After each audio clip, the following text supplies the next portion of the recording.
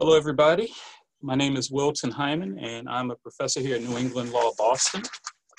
And I want to welcome you to today's webinar titled The Impacts of the Great Recession and the COVID-19 Economic Crisis on Poor, Minority, and Marginalized Communities. I would first ask that all attendees mute their screens and that the panelists also mute their screens unless they're speaking. This program is sponsored by the New England Law Boston Center for Business Law. And I want to thank the center's director, Professor Eric Lustig, for his support of this program. And I also want to thank the public relations and technology staff here at New England Law, especially Laura Leatherman Ramsey, whose hard work made this program possible. We have an excellent panel to discuss this very relevant topic, and their expertise and research is perfectly suited to address the issues that this webinar implicates, such as, excuse me, the racial wealth gap, the home ownership gap, disparities in unemployment levels, and income inequality. I'm very honored to have Professor Tom Shapiro, Dr. Marybeth Mattingly, and Mr. Trevor Mattos as our panelists. And I want to thank each of them personally. In a few minutes, I will introduce each of them individually and provide additional information on their biographies. So now I want to provide the foundation for today's program by discussing the Great Recession, its causes and its effects upon poor, minority, and marginalized communities, and then discussing the COVID-19 economic crisis and its impact on poor, minority, and marginalized communities also. After laying that foundation, I will then go over the bios of each of our panelists in the order in which they will present their research, and then they will each provide their thoughts and views on our topic. After our final presenter has spoken, I will then pose questions to our speakers, which attendees are free to submit on the Q&A function on Zoom. So we're asking, rather than use chat to submit questions, that you do so in the Q&A function. All right, so let's begin our program looking at the Great Recession. And so the Great Recession began in December 2007 and ended in June 2009, making it the longest recession since World War II. The unemployment rate, which was 5% in December 2007, rose to 9.5% in June of 2009 and peaked at 10% in October of 2009. Home prices fell approximately 30% on average from their mid-2006 peak to mid-2009. The net worth of US households and nonprofit organizations fell from a peak of approximately $69 trillion in 2007 to a trough of $55 trillion in 2009. The Financial Crisis Inquiry Commission was created in 2009 to examine the causes of the 2007 financial and economic crisis. And on June 27th of 2011, the commission delivered its report to the President, Congress, and the American people. And that report concluded, as of 2011, more than 26 Americans were out of work, could not find full-time work, or had given up looking for work. About 4 million families had lost their homes to foreclosure, and another 4.5 million had slipped into the foreclosure process or were seriously behind on their mortgage payments. Nearly 11 trillion in household wealth had vanished, with retirement accounts and life savings swept away. Businesses, large and small, felt the sting of the deep recession, and the collateral damage of the crisis was real people and real communities, and its impacts were likely to be felt for a generation. So from the Commission's report, the events that led to the Great Recession were the collapse of the housing bubble, which had been fueled by low interest rates, easy and available credit, scant governmental regulation, and toxic mortgages.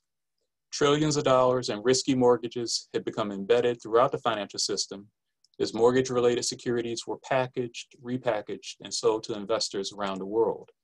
When the housing bubble burst, hundreds of billions of dollars in losses in mortgages and mortgage-related securities shook markets, as well as financial institutions that had significant exposures to those mortgages and had borrowed heavily against them. The losses were magnified by financial derivatives. Panic was intensified by a lack of transparency in the balance sheets of major financial institutions, who were coupled with interconnections among those institutions perceived to be too big to fail, which caused the credit markets to seize up. Trading grounded to a halt, the stock market plummeted, and the economy plunged into a deep recession. And so the effects of the Great Recession on minority communities. US unemployment peaked at 10% during the Great Recession. Unemployment was higher in communities of color, 16.8% for Black workers, 15.1% unemployment percentage for American Indian and Alaska Native workers, and 13% for Hispanic workers, levels not seen nationally since the Great Depression. Hispanic, Black, and Native American unemployment rates did not reach their pre-recession lows until 2017. Hispanic and Black families also endured the highest rates of foreclosure and lost the most wealth during this period. From 2007 to 2016, Black and Hispanic households lost 48% and 36% of their wealth respectively. By contrast, white households lost 24% of their wealth during this period. Today, the ratio of median Black and Hispanic household wealth to median white household wealth is just 9.5% and 14.6% respectively. Unlike unemployment rates, home ownership and wealth never fully recovered in those minority communities. All right, so next, we'll take a look at the effects of the coronavirus and the COVID-19 pandemic. Due to the spread of the coronavirus, public officials closed schools, shuttered businesses, and restricted mobility in order to limit the spread of the coronavirus, which as of April 14th had killed more than 23,500 Americans and had infected hundreds of thousands more. As of today, there are over 216,000 US deaths attributed to the COVID-19 disease, and just under 8 million people are infected with the coronavirus. These public health measures were essential, but they came at a cost. Millions of Americans have now lost their jobs, and countless businesses are predicting diminished revenues and experiencing profound financial uncertainty. This current emergency is more acute in communities of color, which have long endured occupational segregation, economic exploitation, and employment discrimination. These factors put people of color at greater risk of unemployment and limit their ability to weather economic downturns.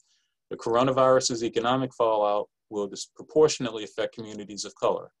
Prior to this pandemic, the typical Black and Latinx family had median net worths of just $17,100 and $20,765, compared with the $171,000 median held by the typical white household. The impact of the COVID-19 pandemic on employment. The unemployment rate for women in May, 14.3%, was higher than the unemployment rate for men, 11.9%.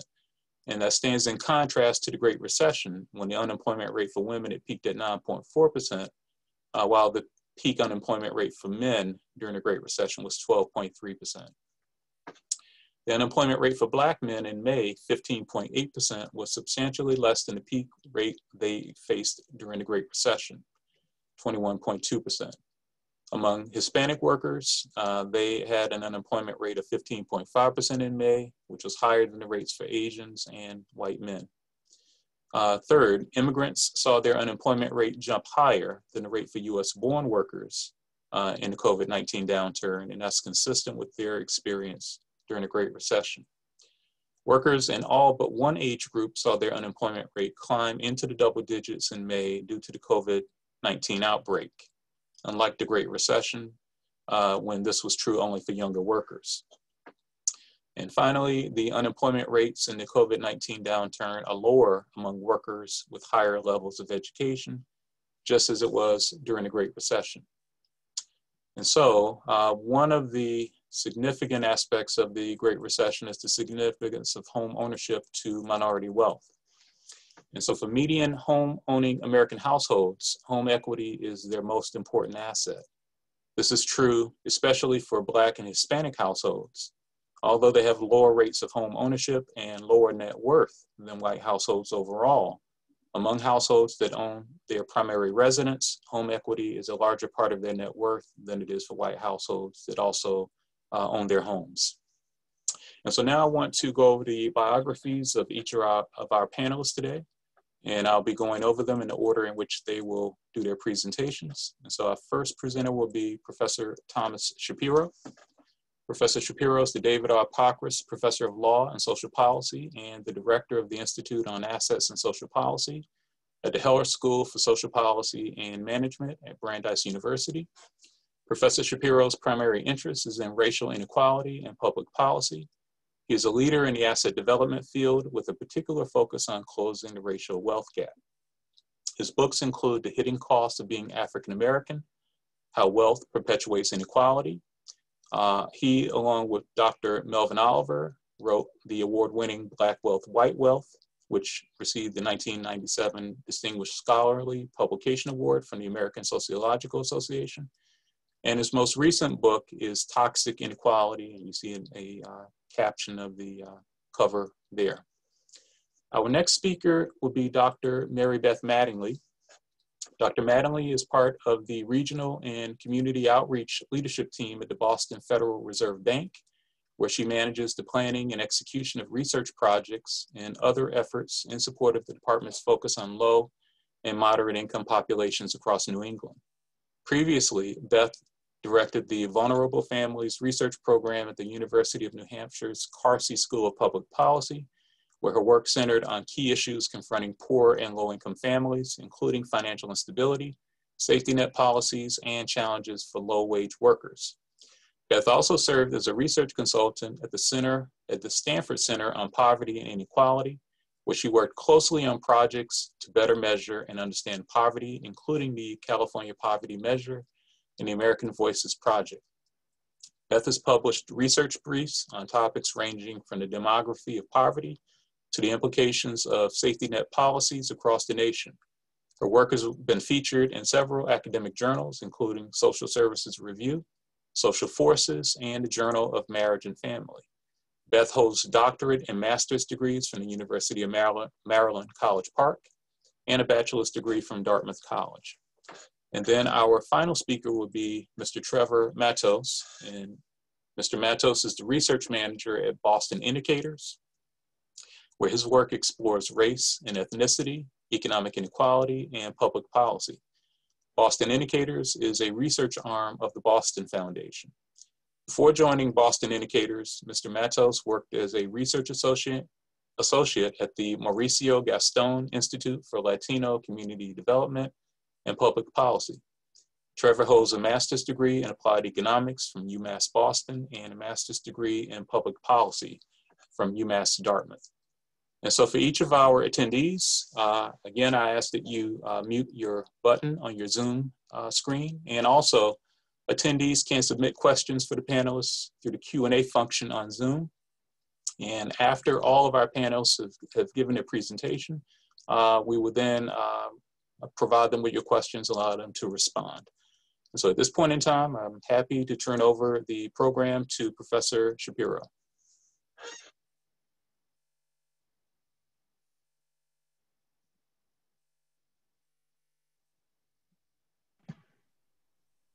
Okay, thank you so much for the opportunity to engage in this really important conversation. And especially thank you to Dr. Hyman for such an incredible introduction. I will say he's cleared out a whole lot of underbrush and done a whole lot of level setting that I feel I no longer have to do. So if I go over a couple of pieces, it's because I really want to underline them in some ways. And I want to make about 4 or 5 major data points, if you will. First, I want to underscore the wealth loss that occurred during the Great Recession. And Dr. Hyman gave the figures from 2005 to a couple of years after the Great Recession. I'm going to give you some pieces of data that go only to the immediate aftermath up until 2009, because it's both more dramatic and it'll allow us to lift up what I think are some of the major consequences and processes at play. White wealth lost at the aggregate about 17% between 2009 and between 2005 and 2009. African American wealth declined 53%, and Latinx wealth about 2/3 of, incredibly, 2/3 of the aggregate wealth of the Latinx community was lost in that very short period of time. And I'm going to come back to this towards the end of my presentation, because the dynamic at play here has to do with housing markets and has to do with how housing equity is by far the major asset in all American families, especially those in the middle, between the 20th and the 80th percentile. And that's even more exaggerated in African American and Latinx families. It's even a higher percentage of the wealth.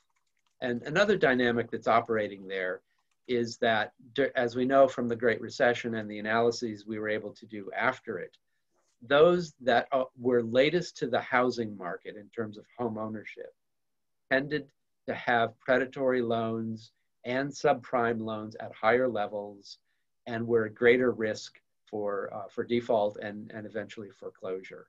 And in a few minutes, I think I want to get to some of the federal government and some of the state government response to that. But that's a quick context. Another quick context is that during the Great Recession, unemployment rose to its higher level since World War II, and it rose to about 10% officially at the government level, and that was in October of 2009.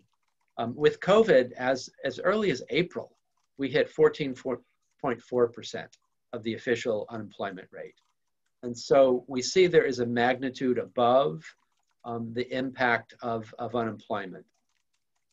This week, every Thursday, the Bureau of Labor Statistics reports new unemployment claims.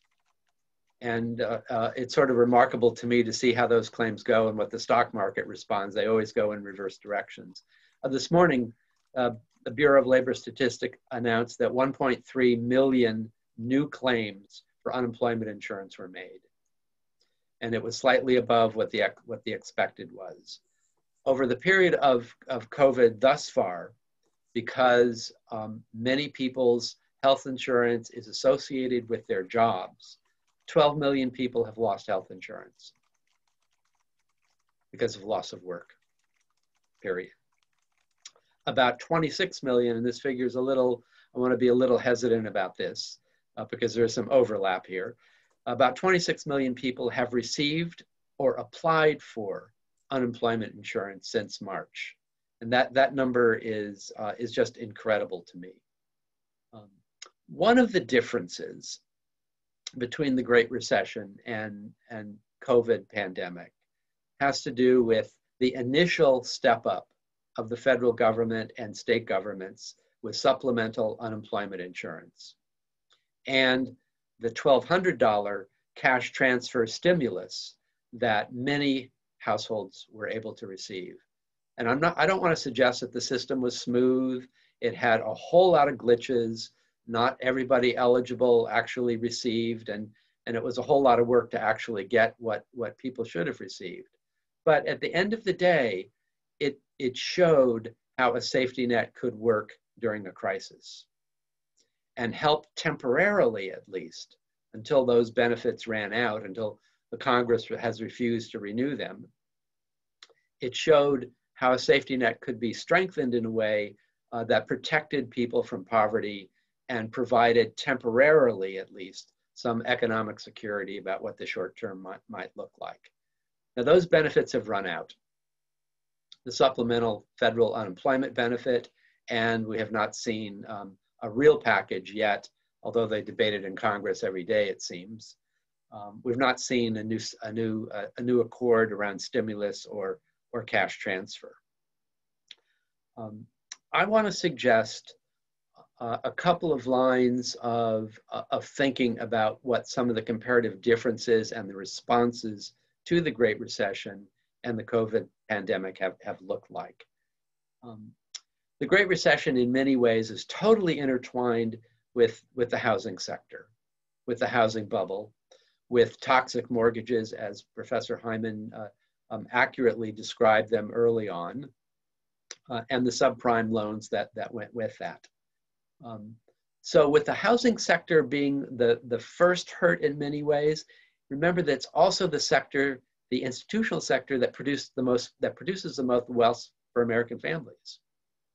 And hence we see literally overnight the drop in wealth among virtually all groups, except the very, very wealthy who have a lot of assets that can be diversified, and their home equity is not a really huge part of that.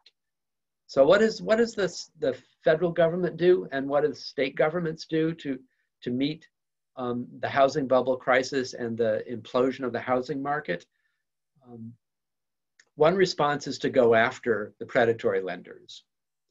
And we see literally consent decrees signed off by virtually every big financial institution you can think of. There is none missing from the list, the biggest banks. And there are also some very bad actors involved, smaller institutions. Those consent decrees really have no reparative remedy attached to them. They're basically announcements, yeah, we did wrong, and we'll put up some money for something. A lot of money was set aside for state governments to try to remedy the worst aspects of foreclosures. Some states did better than others. I think Massachusetts did okay. Many states did not. So that at the end of the day, at a national level, not a whole lot of that money that was set aside actually reached current homeowners in trouble or those that had lost their housing security. Contrast that a bit, if you will, with the current crisis that we're in. That doesn't start in housing markets. It doesn't. The wealth loss immediately is not in home equity, but rather it puts very severe strain on savings. It potentially boosts up debt, and families start to scrimp and try to get by to the end of the month. Remember, the unemployment rate is extremely high during this period of time, and now the supplemental benefits have run out, and there is no new stimulus package that's being delivered at the moment.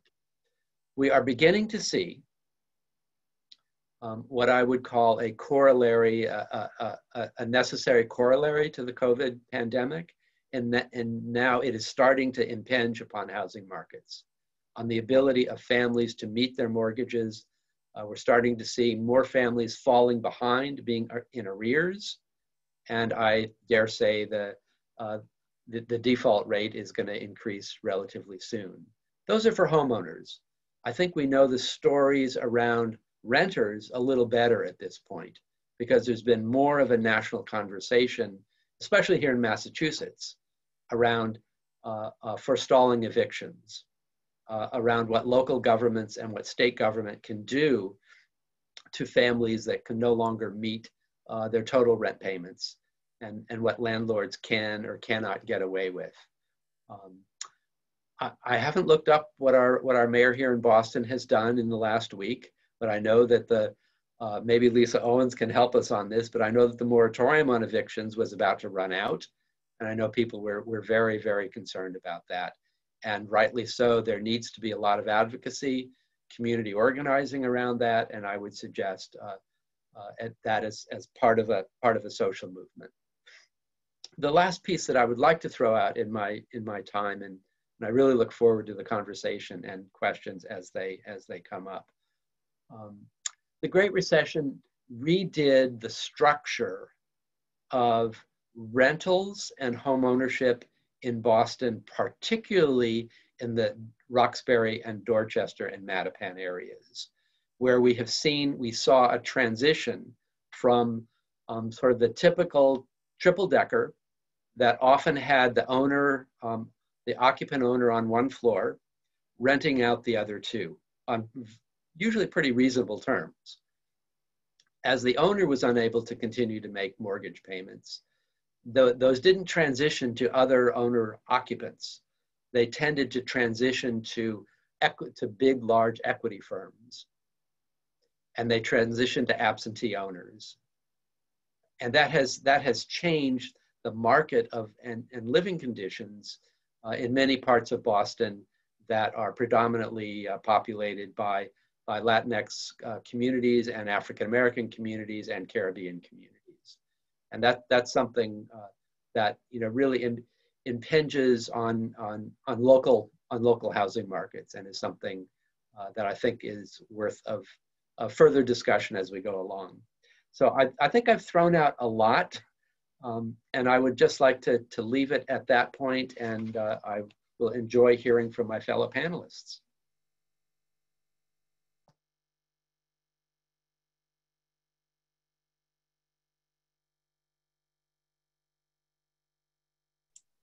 All right, so next we will go to Dr. Mattingly.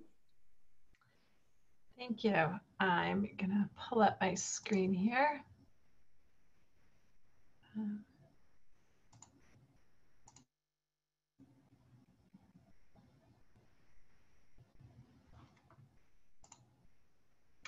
Can you all see my slides?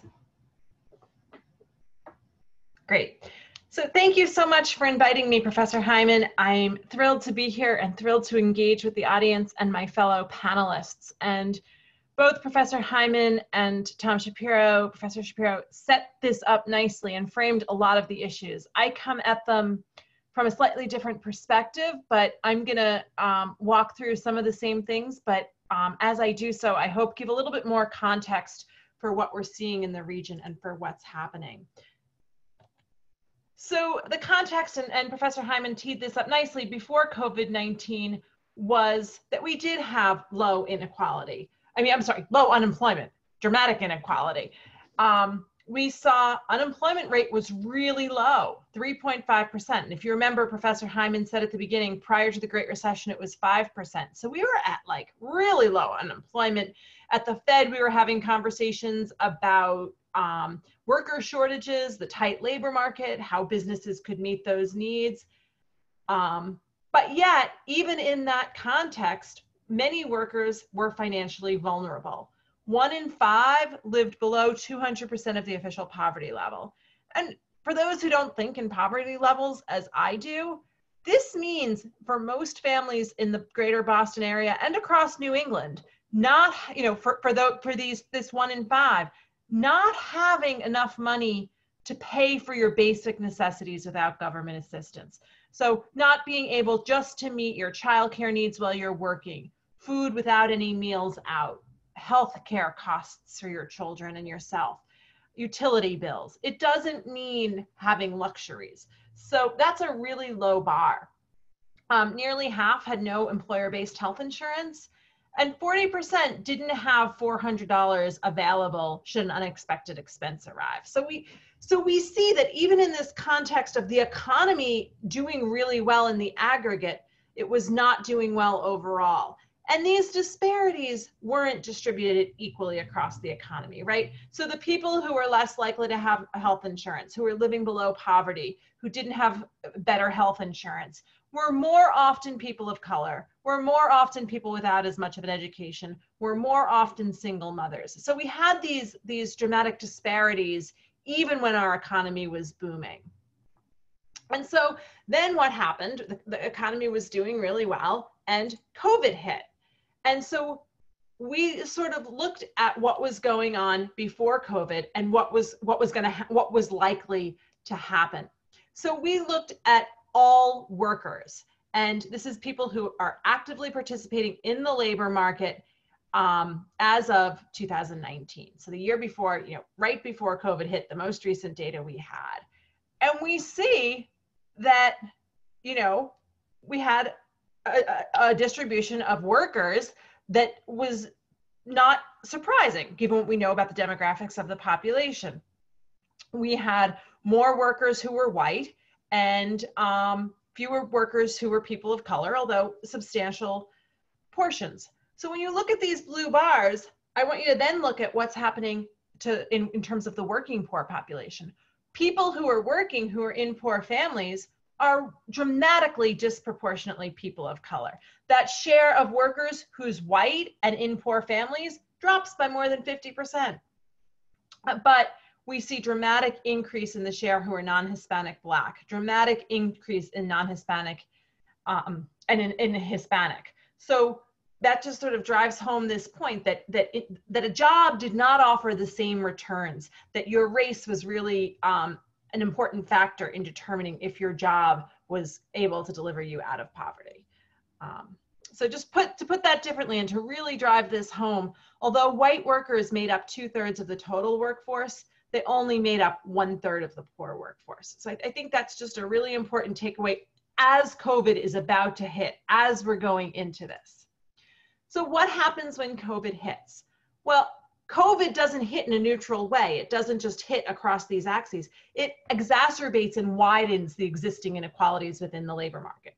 Part of this is because of the most affected occupations, personal care jobs and food service workers. Part of it is because of the most affected people, younger workers, the 65+ workers, women, and Hispanic workers. So those are people who are in some of these most affected occupations.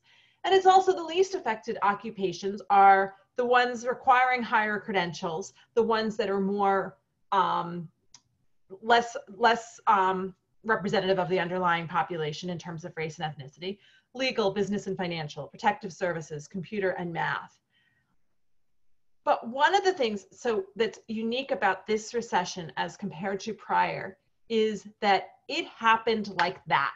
It happened super fast because we had a health crisis and our economy largely shut down, not quite overnight, but over a very short time period, because we had to keep people at home. We had to keep people healthy. And different places did this to different degrees, but Massachusetts did this very early. New England was hit harder and faster than some of the states that are experiencing more peaks later in the COVID cycle.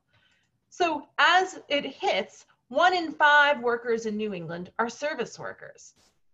And you can see their distribution here relative to all workers, just sort of showing that, I'm going to talk more about how service workers were hit hard early in this recession, but these workers less often had full-time work to start with, more often were low income, less often had children, younger, more often Hispanic, more often received SNAP. And we didn't show the Black rate here because there weren't as marked disparities within the service work sector, but within occupation in service worker, there is racial segregation. So we heard a lot, and I'm going to talk more about unemployment, and that's a really important part of this story. But unlike any other recession before, that's not the only thing that hits. We have service workers who we know are disadvantaged along different axes to start with, hit in 2 different ways, right? So we have the non-essential service workers who are just, retail stores are closing their doors. They can't open. They can't afford to pay their workers.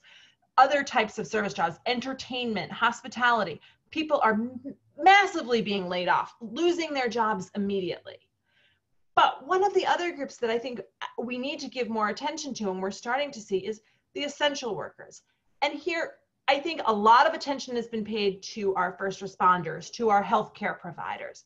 But we aren't talking as much about the cashiers at Target. We aren't talking as much about the people coming to our doors and delivering food and delivering those Amazon packages.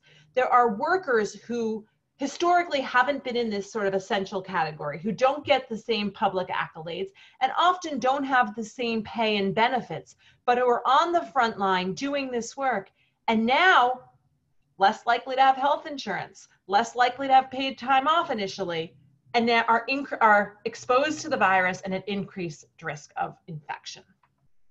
So who were the New England service workers most affected? Food service, building, cleaning and maintenance, warehouse, retail, hospitality and recreation. I mean, you can think through your day at where these people are and how they touch your own life and the life of those around you. And you can see this is a pretty dramatic share. How are they distributed? Mostly retail workers and food service. And I put this up, I'm not going to spend a long time on it, but you can just see across New England, and this is all from one of the briefs that Professor Hyman put up in his lovely introduction, you can see where they are. We're talking about 9.3 million workers in New England, and you can see how they're distributed across all of these axes. 6% are non-Hispanic Black, 9% are Hispanic. Importantly, later, nearly half are female, and most of them are living in metropolitan places. Hey Beth, really quick. It looks like the slides are stuck on your end. If you could just check really quick. Yep, so sorry. There we go. I'm sorry about that. All good, thanks. There you go. Okay, so yeah, they're sticking for some reason.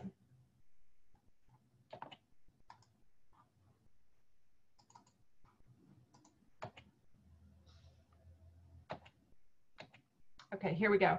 So across the states, we see, of course, Massachusetts is the largest state, and it has the largest number. It has 800,000 of these service workers.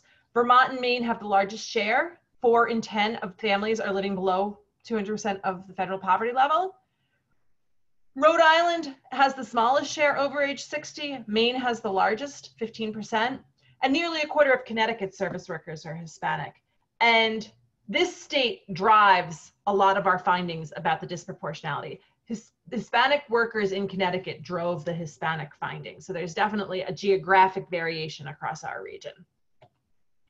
So thinking about job losses in New England, the job losses are higher in New England than the nation. A quarter of the insured workforce had filed UI claims by mid-June. And again, accommodation and food service industries were hit hardest.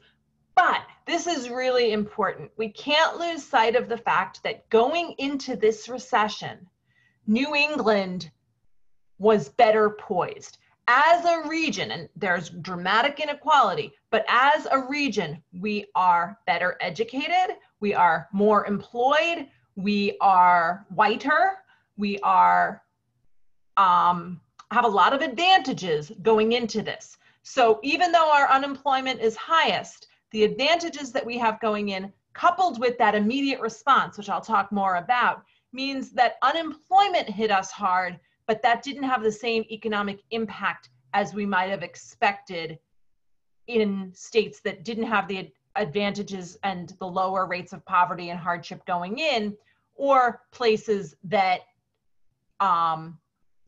didn't have the wealth that we had going in. So turning to some comparisons, and Professor Hyman teed some of this up, looking at the initial UI claims across recessions. And we looked through August of 2020 for this analysis. And in New England, between March 13th and August 15th, which was 23 weeks, we had just under 2.5 million initial UI claims filed, as compared to the 79 weeks of the Great Recession, where we had 1.7 million. So let that sink in, that we had 750,000 more initial claims in the first 23 weeks of this recession. Unemployment hit hard and hit fast. Another way I'll show you, in the initial unemployment claims that we saw rapidly exceeded the Great Recession. For the nation, it took 15 weeks for us to reach the 79-week-long Great Recessions total. In New England, it was only 10 weeks. New Hampshire hit it in 5. Massachusetts in 8, Rhode Island in 9, Maine 12, Connecticut and Vermont were a little later down the pike. So you can see variation, right? That it from New Hampshire to Maine and even Connecticut and Vermont, that it didn't hit all at once. You know, we know that Massachusetts was hardest hit, but it took a little longer than New Hampshire. But however way you slice it, we're seeing the unemployment impact hit really fast.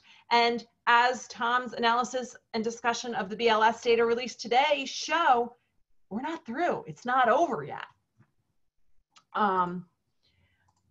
This is a little bit different way to talk about it. This is through August, the highest rate. So I was talking before about the initial claims that someone files for the first time. This is the highest rate observed in a week. So during the Great Recession, as a share of the workforce, we were at about 4.7%. In New England, we reached 17.2% as the week with the highest pretty rapidly. So we're seeing a lot of continuing unemployment. So turning now, I talked about the health impact and how it hit quickly and the economy shut down. One of the things that's really important to think about here is what else happened, what was hit. So we know from the Great Recession, it was a housing crisis. So what happened? Industries like construction and manufacturing were hit first. Employment never fully recovered after the Great Recession, or others for men. The industries hardest hit during the Great Recession were more male dominated.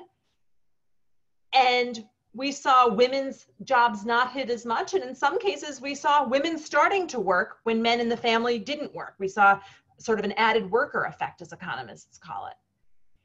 This COVID recession, though, is hitting women's employment hardest. So not only are the sectors being hit more female oriented, the jobs that are hit within those sectors disproportionately hit women first.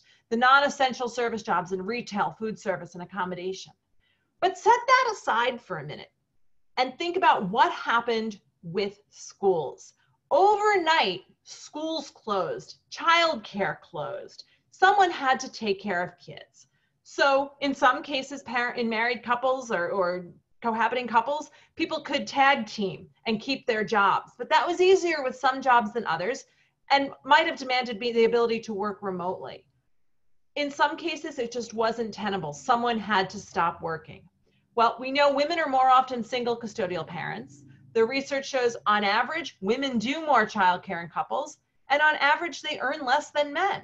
So women have dropped out of the labor force, even if their job was still available, in unprecedented ways. This is the first recession where schools have closed, childcares have closed. So people who may have been able, for economic reasons, given what their employment was, to retain their jobs have had to stop working. And I think this is stratified by race, stratified by occupation, stratified by education, but I think this is important to keep in mind as we go forward. And then we also see generational impacts, right? So millennials face a double whammy. They entered the labor market during the Great Recession. They completed college, and lo and behold, unemployment was high, jobs were scarce. What was going to happen? And a lot of economists talk about the scarring effect that will have on them and their earnings throughout their lives. Well, now we're seeing this group of people have mid-career impacts of COVID. So this generation is now being affected yet again, and how that's going to play out is yet to be seen. What it means for their career trajectories, for their earnings trajectories, for their wealth accumulation trajectories. And then older workers, we're seeing a lot of older workers may need more years to save, and it might kind of clog the pipeline. People who may have been planning to retire may say, you know what, I need to work a little longer, or this isn't an economy I'm ready to retire into, I want to wait. We also saw some of this during the Great Recession, that people weren't leaving the labor force. So this is something else to consider as we're thinking about what the impact will be. So we've heard a lot about the relief efforts, and I want to go a little bit deeper on ARRA, the American Recovery and Reinvestment Act. This happened in the context of a housing crisis. The desire was, let's figure this out. We need to provide relief, and we need to get people working. So there was a stimulus that was designed to get money into the economy. There were tax credits, like there were major expansions to the earned income tax credit and other tax credits. Unemployment insurance was extended a bit, and there were some tax cuts. But there was also a massive infrastructure investment. You see here one of the pictures. You know, driving around, you couldn't go far without seeing this little ARRA symbol and funding for people to get back to work to invest in infrastructure.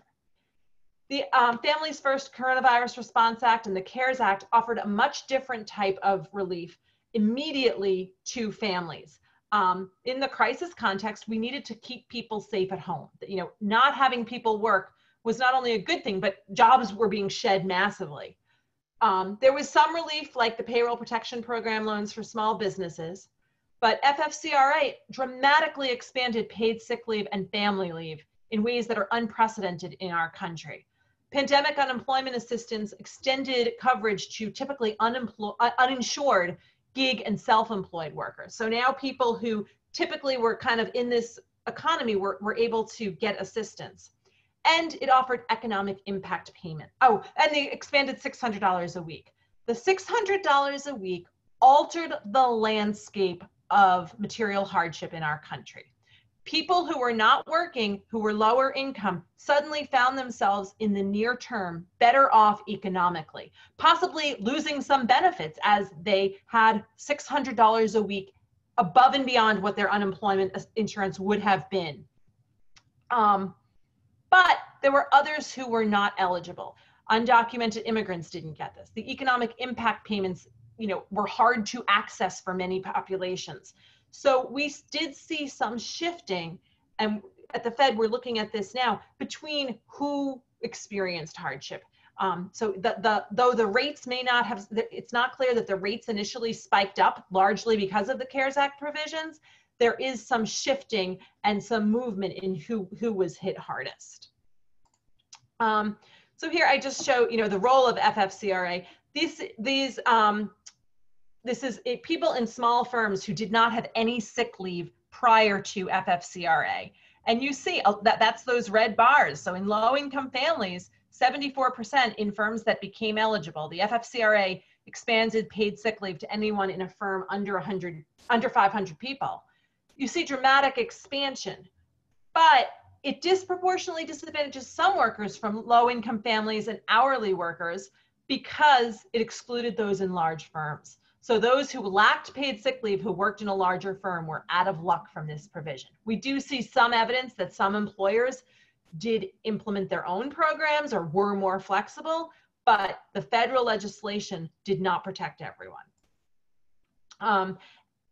The cushioning ended July 31st of this $600 a week in unemployment assistance. And you're probably all familiar with the press about the executive order extending $300, and most states have adopted that and many people can access that, but that's a lot different than the $600, and it's still unclear what the future past December or when the funds run out is, because we don't have a comprehensive release package.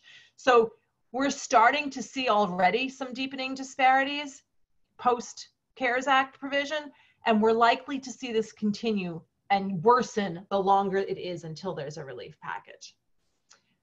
Dr. Mattingly, sorry, the slides are stuck again. Oh, sorry. Here you go. Okay, thanks. I'll give you a second to digest that. And then what happens now, and what is the road to returning to work? And I think right now we're in a point of uncertainty, right? So much depends on the course the virus takes and on our abilities to get it under control with social distancing and masking and other protective measures. The business closures may be permanent in many cases. We know a lot of restaurants in Boston have closed. A lot of childcares have closed. There's decreased demand right now. People aren't shopping. People working from home aren't needing the clothing, the lunches, the things that they would purchase regularly. And we have a much looser labor market. What people need to do and are willing to do for work may be shifting.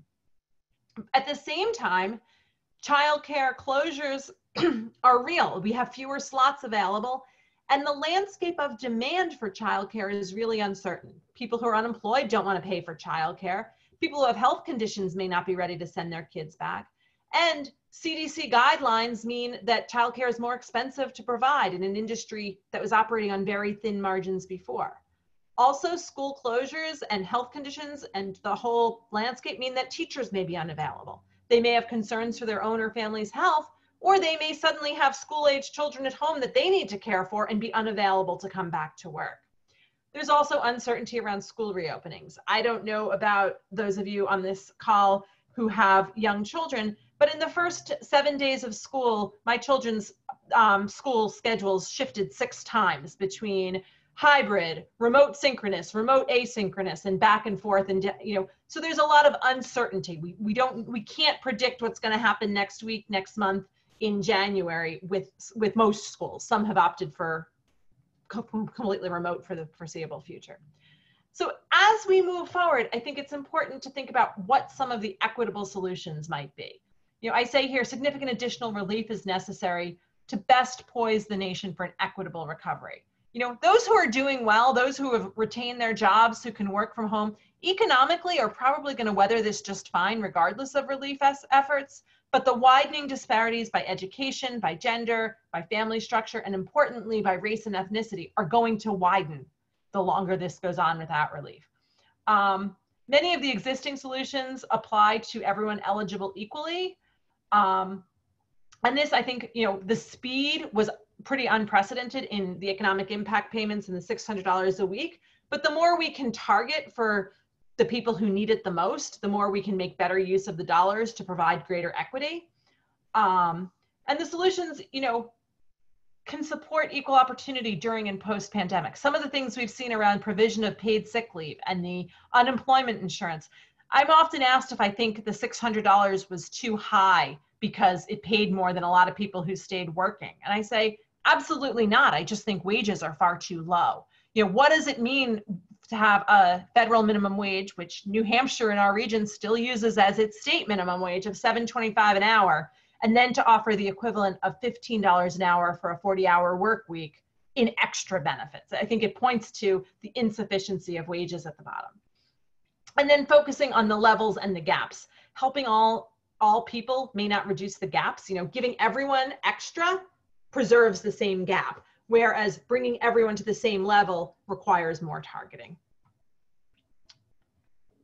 So I'm going to stop there. I appreciate any responses, comments, or questions. Oh, and there is one little thing I just want to tee up, because I know many of you are thinking about families, and I mentioned the EITC expansions during ERA, and those expansions were made permanent. So the Earned Income Tax Credit is a really important anti-poverty program for those who are able to work. And I just don't think it's appropriately appreciated how many people in 2020, when they file their tax returns, are going to see a decrease or a change in their EITC, because unemployment does not count towards those earned income dollars. And so even though people are better off now and got their full EITC for tax year 2019, I'm concerned about what's going to happen for tax year 2020. Of course, some people who've lost their jobs and were earned too much before will be newly eligible or eligible for more dollars. But I want to tee that up because I think that's a downstream consequence that hasn't been given enough attention. I'll stop there. Thank you.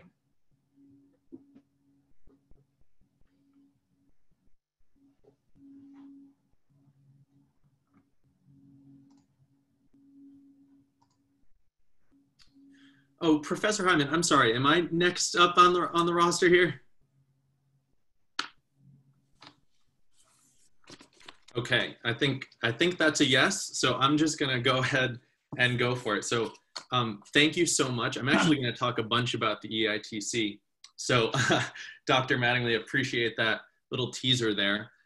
For anyone who's unfamiliar, Boston Indicators, as I think Professor Hyman detailed, is the research center based at the Boston Foundation, which is the longstanding community foundation of Greater Boston. And we just recently started a new body of work where we've been, I guess we acknowledge that we've spent a lot of time looking at the problems in our data and not nearly enough time honing in on bold, actionable solutions to try and drive more economic and racial justice, just considering where we were even prior to the crisis and certainly where we've come since then. So I'm going to detail one of the papers that we've created in this series of big ideas, sort of is how we're branding it. And it's called A Guaranteed Income for Massachusetts. And as you'll see, it's going to be built upon the Earned Income Tax Credit.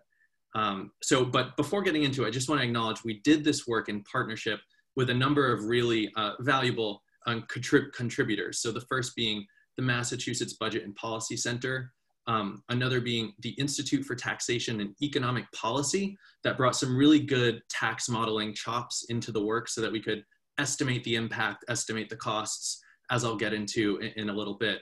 And then the final partner being the Economic Security Project, which is a national sort of level advocacy organization that's been working to advance the conversation around a guaranteed income at the national level. So I'm gonna try and get through three major things in my presentation. I'm gonna detail just a little bit of the economic landscape, hopefully in a complementary fashion, be a little bit less so on the Great Recession, but certainly dovetailing nicely, I think, with Dr. Mattingly's presentation of the conditions just prior to the current crisis. And then after giving some of that context, I'll go straight into the specifics, the meat of the policy proposal that we've sort of put together. And then I'll walk through some of the costs and estimated impacts of that particular proposal. So with that, I'm gonna go ahead and try and share my slides here and get us right into the data. So hopefully everyone can see this, everyone can still hear me. Great. So over time, as has been alluded to in the other presentations, our economy prior to COVID-19 had grown quite a bit. But for most people, their incomes had been relatively stagnant. So that's just what you see here is the huge increase for folks at the very top and the relative stagnation of incomes for folks even at the median or certainly beneath the median income. And this is especially true for Black and for Latinx workers in particular. And so even as incomes have been flat, and again, I know this has sort of been addressed, so I'll breeze through it.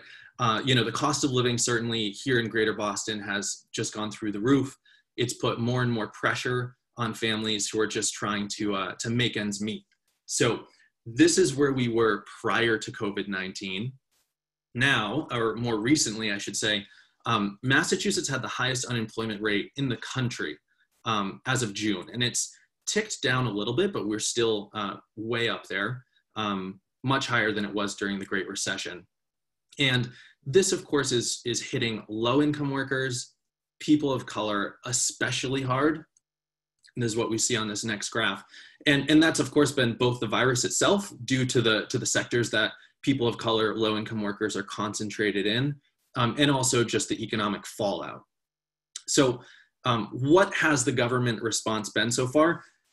Pretty remarkably, as Dr. Mattingly just got into a little bit, the federal response was in part to give people cash directly.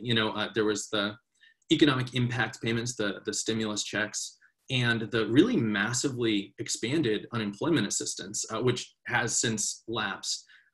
But for the earlier months, this did quite a bit to keep people out of poverty and more dire conditions.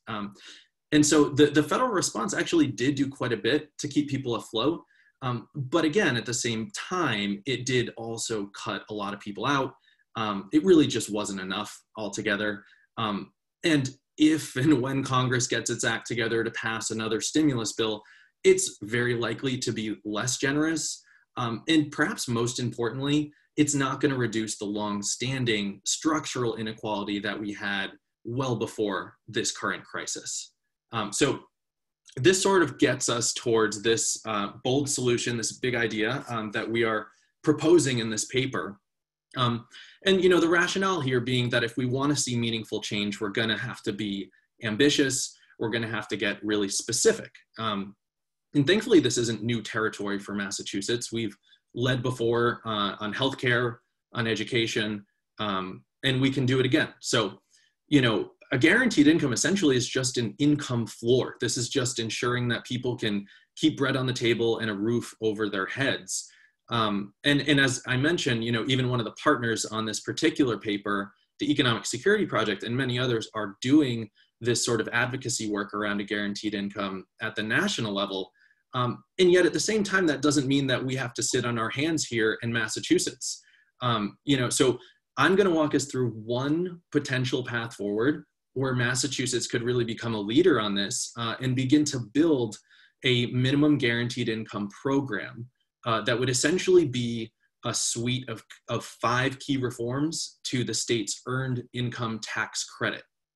And when you take those 5 pieces all together, which I'm going to lay out in just a second, it makes it so that every family earning up to $70,000 in the Commonwealth would get a minimum credit of $1,200 a year, and they'd often get a whole lot more. And this would do a couple things. It would certainly help in part to drive a more inclusive recovery, but it would also help to rebalance our economy going forward. So even when we get beyond this just immediate sort of economic devastation. And, to be clear, Massachusetts, even during a downturn like this one, is a state with a lot of resources.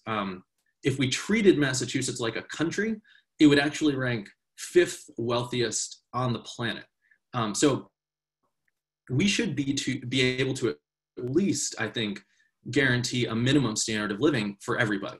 So how would this work? Well, the nice thing about the EITC is that there's this existing structure that we can lean quite a bit on in order to develop this minimum guaranteed income. And what the EITC is it's a refundable tax credit that's given to low and moderate income working families. And it's pretty widely recognized as being one of the more effective anti-poverty programs that we have. And yet at the same time, there's lots of ways that we could build upon it, improve upon it in order to deepen its impact. So first, it's probably helpful to take a quick look at the current structure of the EITC. And so what we see here is that running along the x-axis is the household income of a recipient of the EITC. Running along the y-axis is the value of that earned income tax credit that a family would receive. And just a couple things to note. First is that our Massachusetts state EITC works in tandem with the federal EITC. So we basically match 30% of what the federal government would give to a qualifying household. And then when you look at the bottom left-hand side here, what you see is that, you know, you start off at zero. So you got no income, you get no EITC, and it slowly builds up. And then somewhere around $15,000, you hit the maximum credit. And then it sort of flatlines for a bit before it begins to phase out. So just acknowledging that people that have, you know, more moderate or middle incomes don't need quite as much support. So it hit zero at $50,000 of household income. So that's essentially how it works now. I'm going to walk through now the 5 key reforms that we propose. Number 1 is to increase the match rate from 30 to 50%. This is just basically going to help people across the board. The second reform is to establish a minimum $1,200 credit for extremely low income households, and those even with no taxable income at all. And so that's because the EITC currently does so little for those that really need it the most. And the idea behind this, I think, is that as the credit increases with income, it's sort of trying to encourage people to work more and make more. And so alternatively, what this reform does is it says everyone deserves a basic level of support regardless of their work status, especially in a downturn like the one that we're seeing right now. And so, but you can see there's a little bit of both going on. So we keep a good chunk of the phase-in as well. So we're balancing those sort of competing priorities in the structure there. The third reform is to extend the EITC to middle income families.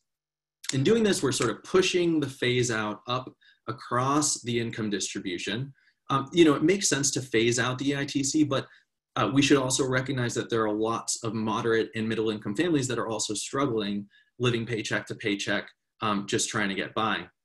And, you know, it's worth noting here that in Massachusetts, the median household income is about $80,000, or at least it was prior to the crisis. So even with this extension of the EITC, we're just sort of getting up towards that level of middle income. The fourth reform is to expand the EITC to previously excluded groups of people. I'm just going to give a couple here, and I would encourage you to check out the paper where you can see the full list. One of them is unpaid caregivers, folks that are caring for elderly or children in their homes. They're not earning a paycheck. But this crisis, as was mentioned before, has really shown us just how vital that work really is and how valuable it is. So this is just a nod towards that and acknowledging that and expanding that eligibility for the EITC to those people as well.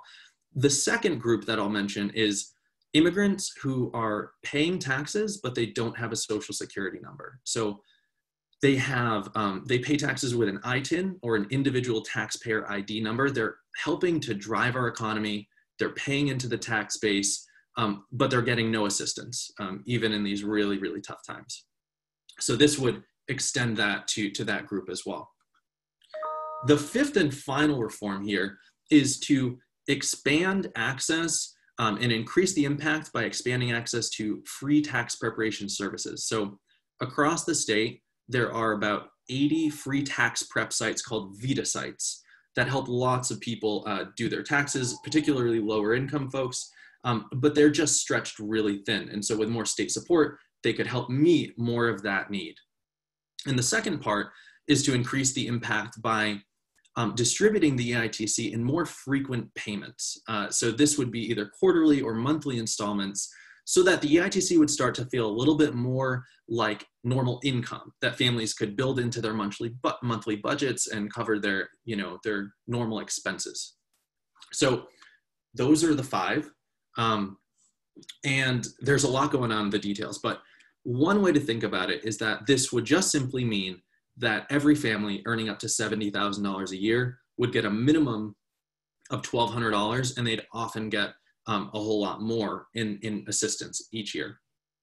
Now, it's not going to be free, so there's important questions about, what's the impact here? Who is this going to? How much is it going to cost? As I mentioned, the Institute for Taxation and Economic Policy helped us do some of the tax modeling to come up with these estimates. And what we found is that the proposal that I just detailed, it would lead to a doubling both in the number of EITC recipients across the state, and also a doubling in the average value of the credit that recipients would get. So that's about 900,000 additional recipients, and they're getting significantly more than current recipients get. Now, it's gonna cost a bit here. So we're talking about an increase annually of about $1 billion a year. So it's a serious cost, but this is an important investment to make sure that families can make ends meet and keep a roof over their heads. And for what it's worth, it's roughly equivalent to what the state affords corporations in special business tax breaks every year. So just to give it a little bit of context. Now, thinking about this in particular from a racial and economic justice perspective, it's also just worth noting that more than half of this assistance would be going to people in the lowest quintile, the lowest 20% of incomes. And when you hone in a bit more on the racial equity perspective, you can see on this next slide here that the EITC is already pretty well targeted towards people of color. So the blue bars here, or the teal bars, are the state population by race and ethnicity. The orange ones show who's receiving the EITC. So it's particularly well targeted for Black, Latinx households that have been hit really hard, again, by COVID-19. So, of course, again, this is going to cost money. So the reforms are going to require that we raise some new revenues. And the way that we go about doing this is just really important. It could either reinforce some of the pre-existing inequities in the state, or it could help us to bolster the sort of more equitable distribution of resources, which is what we're after. So another way of putting this is that if we generate new revenues, from people that don't have the greatest ability to pay, we're just further burdening them. So to paint it a bit more clearly, it's helpful to see the way that our current state and local tax system is structured.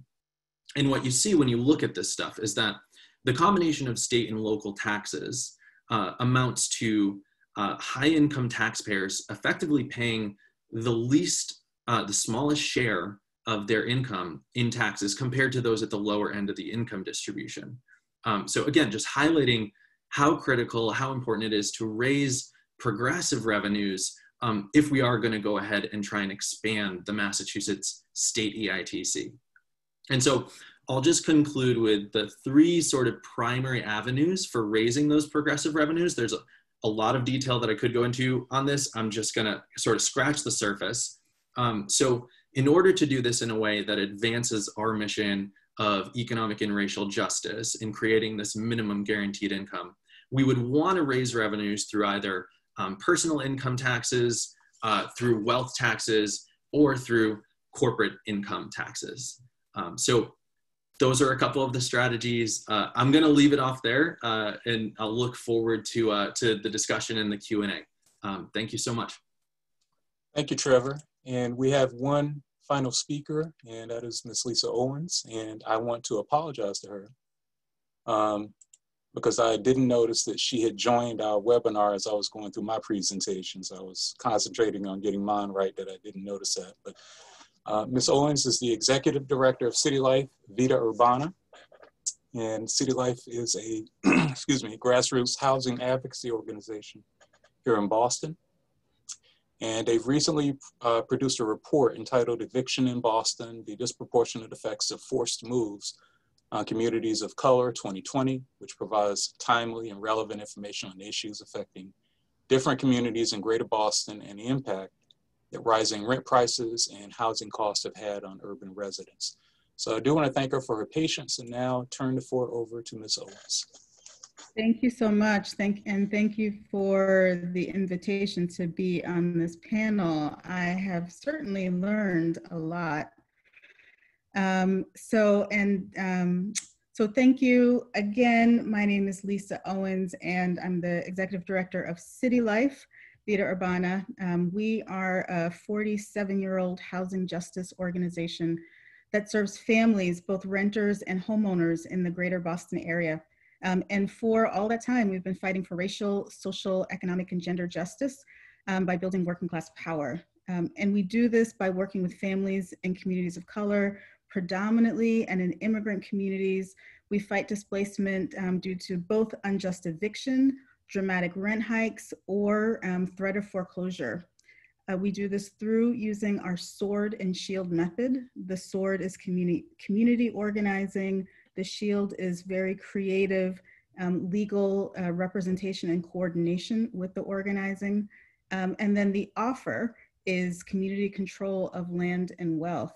And it's really, this is a really good forum, I think, because we are looking at both what happened to people on the ground during the Great Recession and what is the impact of that people are going through now in this COVID-19 reality. So I think that I was probably invited here because of our work with direct people with on the ground, doing grassroots organizing, doing case management, helping family by family help to save their home and by extension, stabilize their communities, their neighborhoods.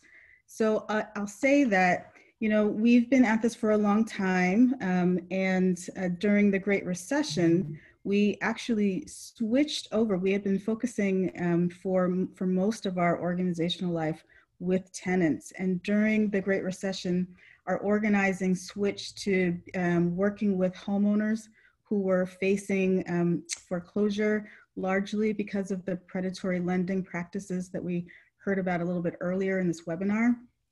During this time, through our organizing, we won really important new legal rights for foreclosed owners.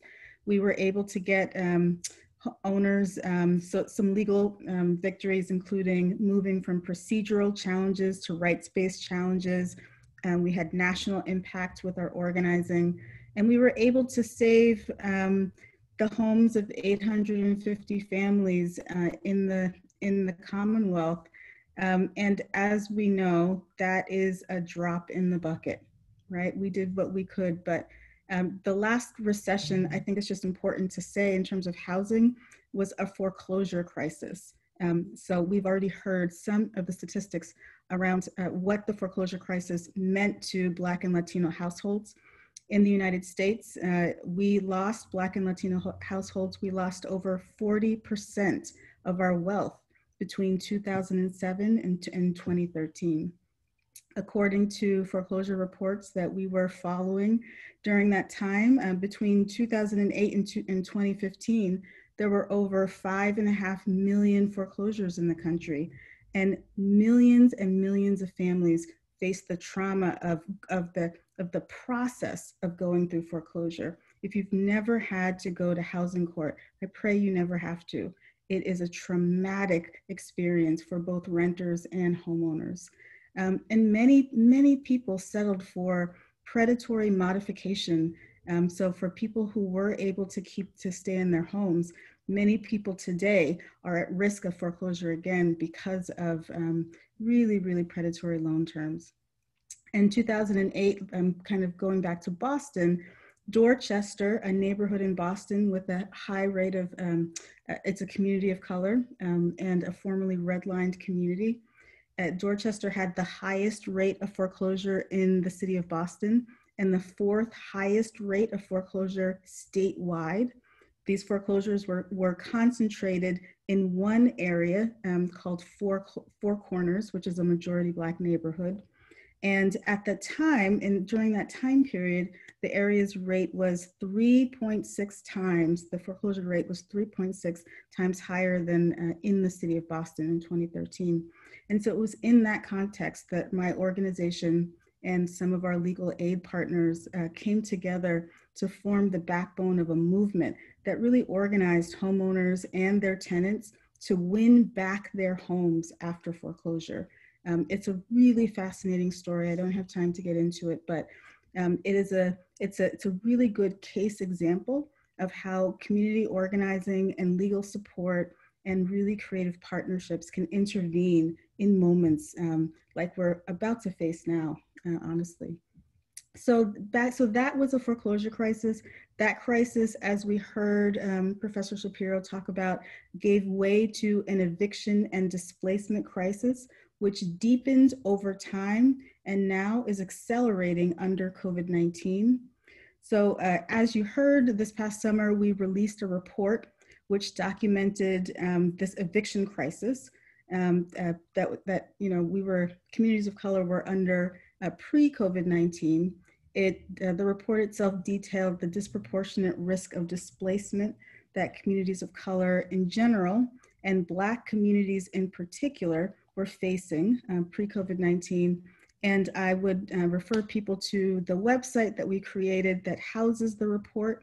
It's bostonevictions.org, bostonevictions.org. And the headline findings are that eviction filings in market rate rental housing were disproportionately occurring in Boston's communities of color, particularly in Black communities.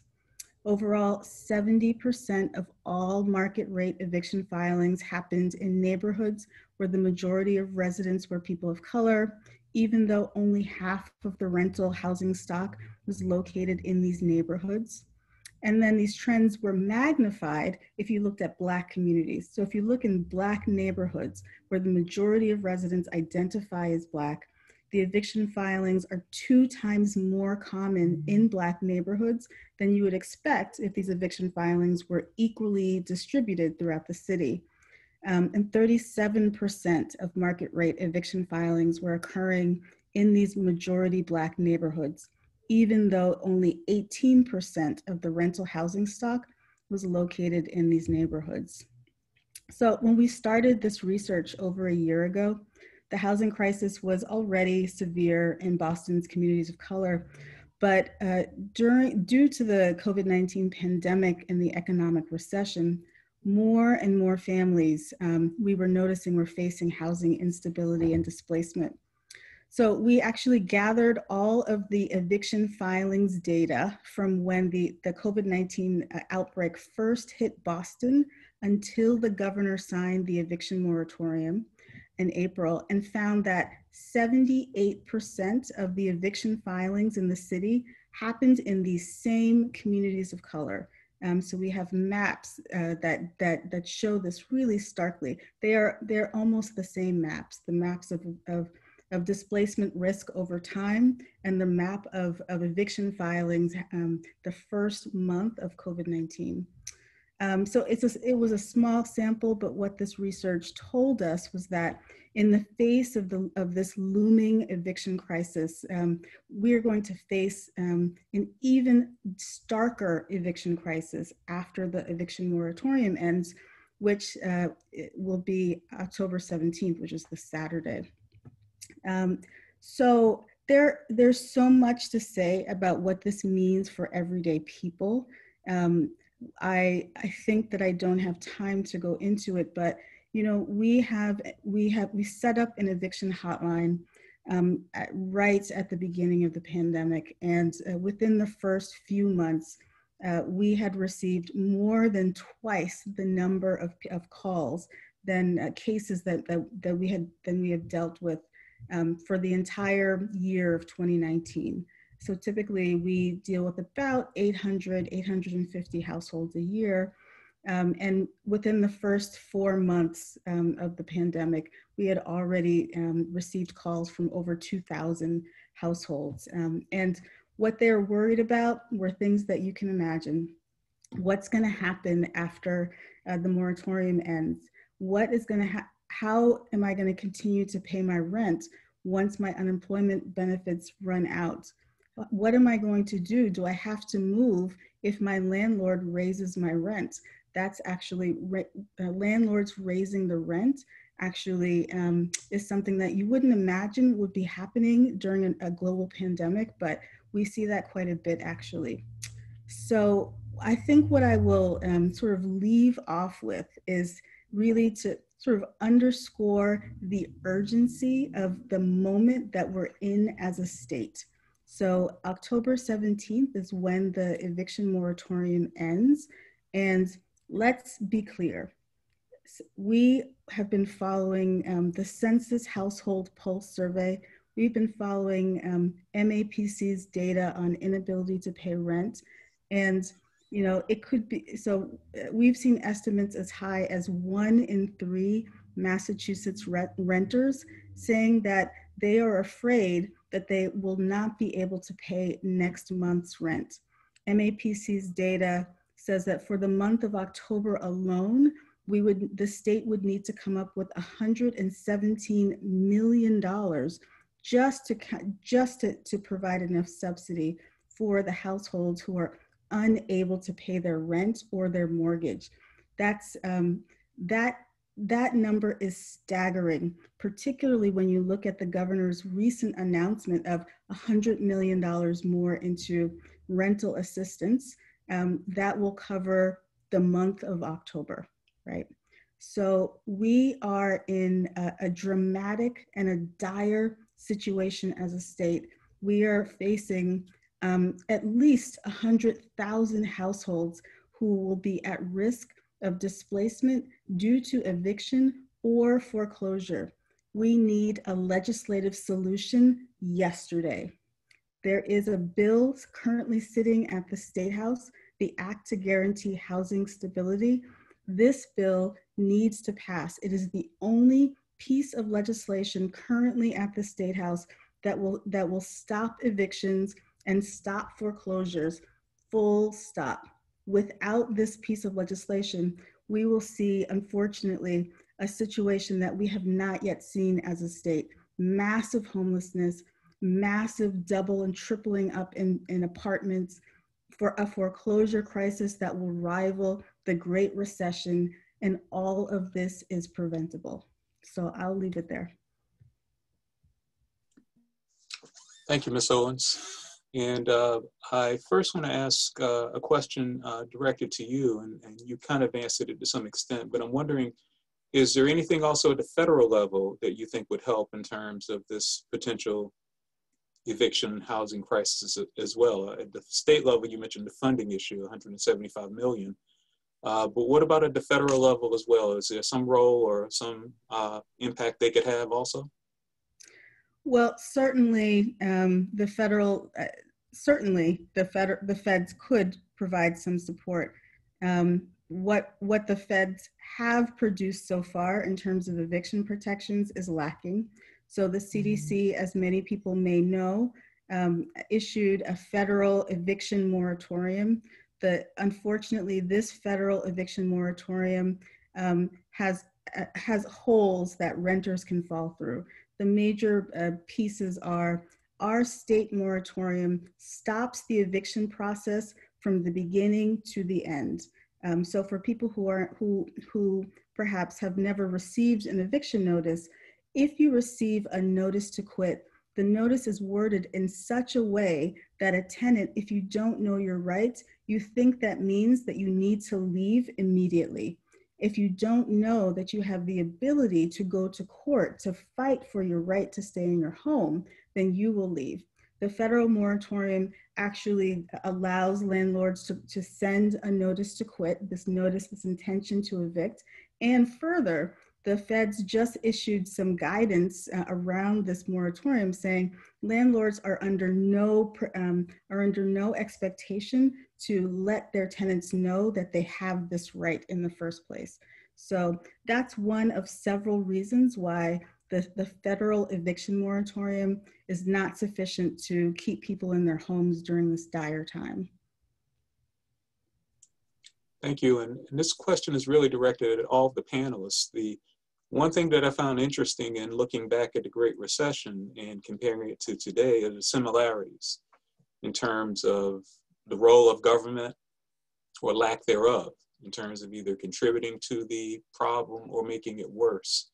And my question is really, what do you think accounts for the reluctance of Congress to provide either additional unemployment or economic assistance to workers affected by the COVID-19 crisis? And what do you think that our either policymakers or legislators did not learn from the Great Recession in terms of the similarities and some of the things that we're seeing kind of play out again with the current crisis? And that's directed to anyone. So I'll take the first stab and pull me back from the cliff as needed here. So I think we're seeing a combination of a result of political stalemate and during a highly charged political season where even masks have become totally politicized. So I think it's also then easy to understand how government support and economic security is even more politicized and extends sort of the ideological barriers that have prevented solutions to this point. I think that's part of it. I think the other part, frankly, is that there are some political leaders in Washington and elsewhere that simply don't care. And I think we unfortunately we see and we hear those statements as harmful and as hurtful as they are, even to those of us who are we're probably going to survive this in relative and comparative terms. So I think those are at play. I would also like to suggest that, and I've not really seen sort of the political science or the data around this yet, so I'm going to speculate here. The speculation is that I don't think the Affordable Care Act would have been possible without the Great Recession, because it really brought home to people how precarious economic security and healthcare was, and that it was not just an individual issue, but it was a result of a system failure. And so we may be in a window that has some similarity around a different kind of universal healthcare coming out of the pandemic. And of course, that frankly, clearly depends on the outcome of the election in 19 or 20 days. But I think we may also see that moment where the narrative around public health has changed and the narrative around attribution of who has health insurance has clearly changed. I'll follow up on that. And I think you're right, Tom. And I think one of the things that contributes beyond the current political environment is the deeply rooted American dream ideology. The idea that we have equality of opportunity, that we have a meritocracy, and that if you work hard, that's all it takes. Everyone can get ahead. And that's so deeply rooted. And we see that in conversations about work and tying assistance to work and wanting to promote work and the value of work. But I think we might be in a window here. I think Tom's right. This is another place. And not only do we have a global pandemic right now, we have a racial reckoning where a lot of people who were able to ignore disparities are not able to ignore them anymore. Not everyone, but we have a tension in ways that we haven't before. And I think that, people ask me, how are we going to recover? And I'm like, God, I hope we don't recover. I hope we rebuild more equitably. We build something different. So I think that's important. I think there are windows around health insurance. There are windows around equity. There are windows around unemployment assistance. There are windows around paid sick leave. But I think if we reimagine, the Fed has a series on racism and the economy, and one of the the radical imagination that's required not the tinkering around the edges. And it was what our keynote featured last week. So I think, you know, as we're thinking, we have an opportunity now, and I think that's brilliant, but I think we have to let go of some of the collective myths that we hold on to.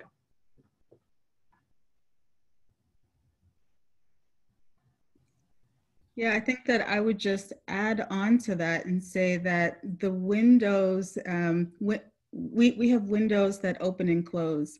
What is important is the power and the strength of the resistance movements to take advantage of those windows, to bring people into the movements who before perhaps thought, this isn't about me. This is about those other people. We need to enlarge the we. We need to continue to change the narrative so that both the suffering, but also the just everyday reality of the people who are the most vulnerable are at the center, and that becomes who we are as a city, as a state, as a nation. So I agree, we are in this moment where both the sort of economic, the underlying crisis in the economy, plus a very strong and powerful and vocal and visible resistance movement has the ability to change the narrative and make really bold policy demands. But without a resistance movement, you know, the window will open and close. And I would just throw on to the hopper here, just that there's just clearly no way to go back to normal. I think no one sitting around this virtual table is interested in just correcting our course back to where we were 6 months ago or however the heck long it's been. And I know Professor Shapiro alluded to this, it's come out in a couple different ways, but one thing that has been on my mind as well is to hit home the point that it's not just the fact that the vulnerable communities are being hit so hard. And that is the headline. That is the story that we need to center on in terms of organizing. But we need to also keep in mind that the chasm is growing because people are moving in two different directions. You know, the other half is not just sitting still. People are sitting on their laptops at home, banking their stimulus checks, you know, and so the chasm is growing in both directions. And I think it's sort of fanning the flames of the fire that is, you know, economic inequality and longstanding racial inequality. So I think it's just so critical in the way that we talk about it, in the way that we frame it, to acknowledge that normal is certainly not good enough, and we really need to blow things up a bit here. Okay, well, we're coming to a close, and I just want to offer the question that was submitted earlier. The question is Massachusetts particularly vulnerable economically despite our pre-pandemic economic success? Because we no longer can rely on the economic boost from the college cities like Boston, Worcester, and Amherst due to remote or hybrid learning.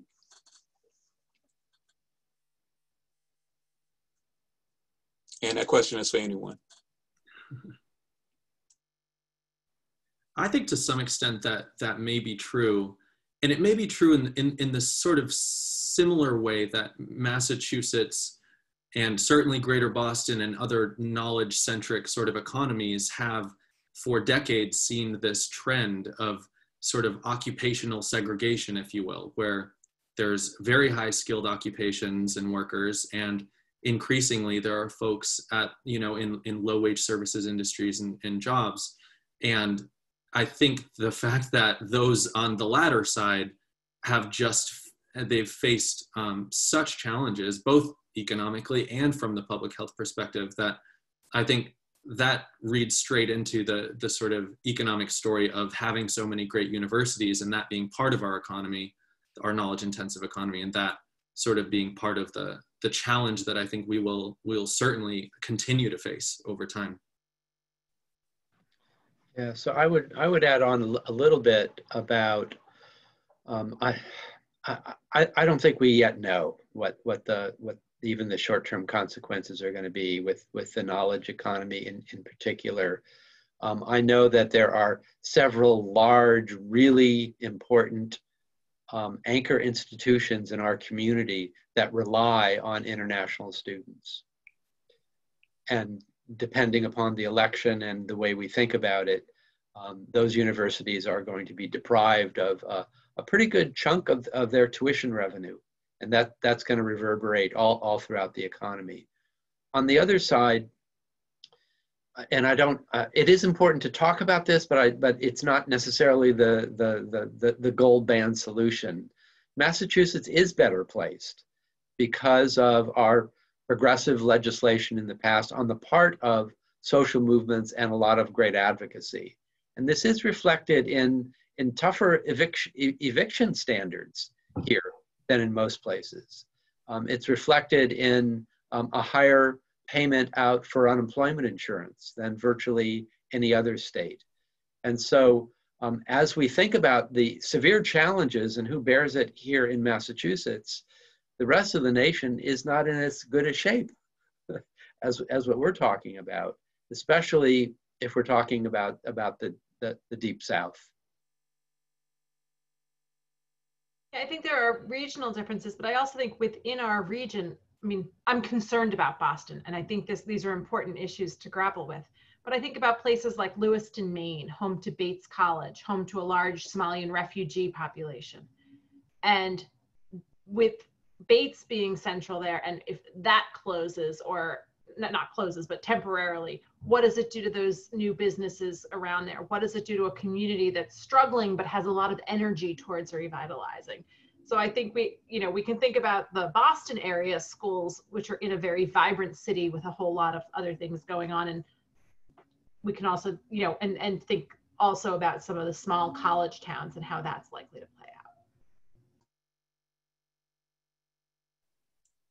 Okay, well, thank you all. That brings our presentation to a close. I want to thank each of you for participating, and I appreciate all of your contributions and the thoughtful discussion. This program will be posted online. And again, I want to thank each of you, and I'll be contacting you very soon to thank you personally. Thank you all, and you all have a good evening. I appreciate all of the attendees. You all have a good evening as well.